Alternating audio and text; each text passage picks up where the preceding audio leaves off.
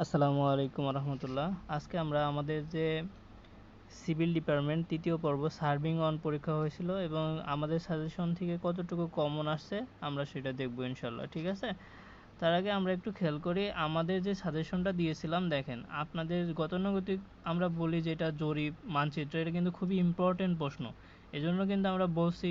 তারপরেও দেখেন আমাদের এখান থেকে যে গান্টার শিকল প্রকৌশল শিকল লিঙ্কের পার্থক্য যেটা, এবং আপনাদের আমরা যখন ক্লাস নিই আমাদের ভর্তিকৃত শিক্ষার্থীদের, তখন কিন্তু আমরা এই যে ট্যাগ ফুলি এবং বিস্তারিত তথ্য সব কিছু কিন্তু আপনাদের আমি দিয়েছি, এবং আপনাদের যখন আমি ক্লাসগুলো নিই সব কিছু একদম প্র্যাকটিক্যালি চিত্র সহকারে দেখানোর চেষ্টা করেছি।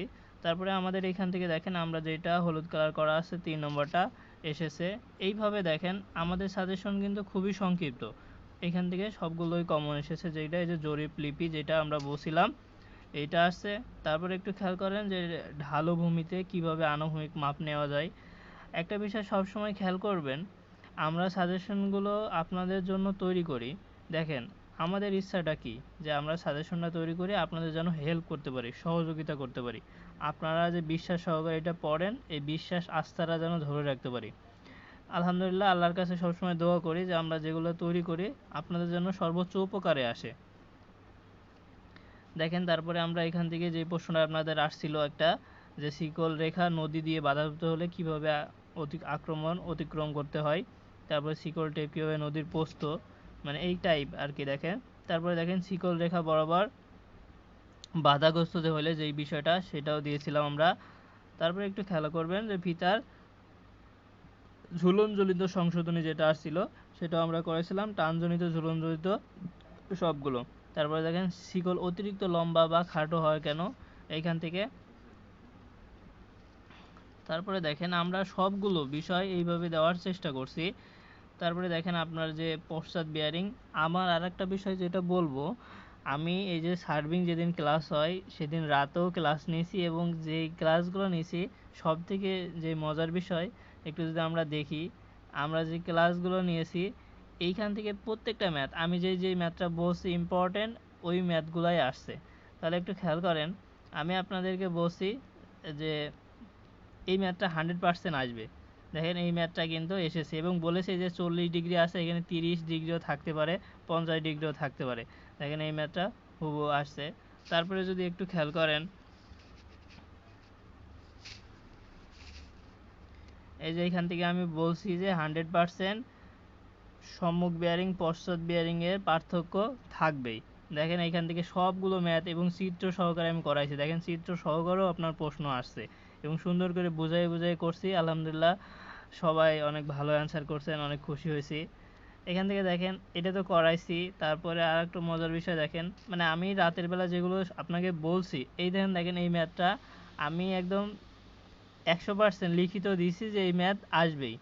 তাহলে একটু খেয়াল করেন, আমি বলছি যে শিকল রেখা 15 মিটার, 15 মিটার না বলে 10 মিটারও বলতে পারে, 20 মিটারও বলতে পারে, সীমা নাই। যে বেড়ার নিচে অফসেটগুলো দেওয়া থাকলে, এখানে অফসেটগুলো দেওয়া আছে, আপনাকে গড় কোটি। আর আমি একটা জিনিস বলছিলাম যে ভাই এই প্রশ্নটা দিলে একবারে সবগুলো দিবে না, হয়তো ট্রাপিজয়েডাল বা পিজোময়েডালটা দিবে, কিন্তু ওনারা গড় ট্রাপিজয়েডাল 4টা প্রশ্নই দিয়ে দিয়েছে, মানে 4টা সূত্রেরই করতে বলছে। আমি এই বিষয়টা বলছিলাম যে এত বড় দিবে না, কিন্তু ওনারা দিয়ে দিছে। কিন্তু আপনি যদি পারেন সহজেই করতে পারবেন, কারণ আপনি দেখেন গড় কোটি একদম সহজ নিয়ম, শুধু যেইটা সিমসম বা পিজোময়েডাল এই একটা করলেই আমাদের হয়ে যায়।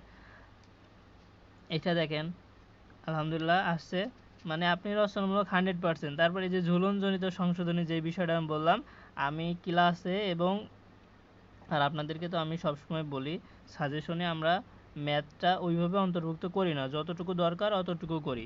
আর আমাদের ভর্তিকৃত শিক্ষার্থীদের আমরা ওইভাবে সব বিষয় ক্লাস নিয়ে থাকি, এবং তখন আপনি বিস্তারিত বলে দিই। এখান থেকে আপনারা দেখেন আলহামদুলিল্লাহ সবগুলো কমন আসছে। তারপরে একটু খেয়াল করবেন, এই যে আমরা যে বলছি আমাদের বেসিক ইলেকট্রনিক্স, তারপর সার্ভিং হয় যে গত ক্লাস এক ভাই কমেন্ট করছে আর কি, সবগুলোই আছে এই জায়গায়। এটা তো আর আমরা দেখেন আপনাদের কিন্তু বলি না যে ভাই আমাদের সবই আছে, যেটা আসে না আমরা বলে দিই যে 18 আর 25 কমন আসেনি, বলে দিই আপনাদের। তা বাদে দেখেন এই যে সম্মুখ বিয়ারিং আমি 100% করাই দিছি, এই যে 23 নম্বর ম্যাথটা ওইখান থেকেই আসছে। তারপরে একটু যদি খেয়াল করেন আমাদের সাজেশনের, দেখেন আমি যেটা বলছি যে এলইডি রেটের কাজ কি, দেখেন এইটা 100%। তারপরে 3 বিন্দু 2 বিন্দু সমস্যা কখন কীভাবে হয় বুঝাই দিয়েছি এবং দিয়েছি প্লেন টেবিল জরিপের। তারপরে একটু খেয়াল করেন যে খতিয়ান কি, তারপরে দেখেন কি স্তর জরিপের উদ্দেশ্য, তারপরে একটু উদ্দেশ্যগুলো অথবা সুবিধা বলছিল, এখানে দেখেন সবগুলো আছে। এবং সাজেশনটা দেখেন খুবই সংক্ষিপ্ত আকারে তৈরি করছি। এই যে সাজেশন শেষ, আপনার এখান থেকে সবগুলো কমন আসছে। আমরা ধারাবাহিকভাবে আমি গত ভিডিওতে দিয়েছিলাম আমাদের কি বেসিক ইলেকট্রনিক্স, আজকে সার্ভিং 1 দিলাম, আর আপনাদের যে কম্পিউটার ডিপার্টমেন্টের পরীক্ষাটা হয়েছে ওইটারও আমরা দিয়ে দিব, ঠিক আছে। আইটি সাপোর্ট ইঞ্জিনিয়ারিং ওইটা আমি এখনও দিতে পারবো, কিন্তু সময় স্বল্পতার কারণে একটু সমস্যার জন্য দিতেছি না, কারণ অনেকে মেসেজ করতেছে আর সব মিলাই আর কি। তারপরে যদি আরেকটু খেয়াল করেন, আমরা যদি এখান থেকে আপনাকে দেখানোর চেষ্টা করি,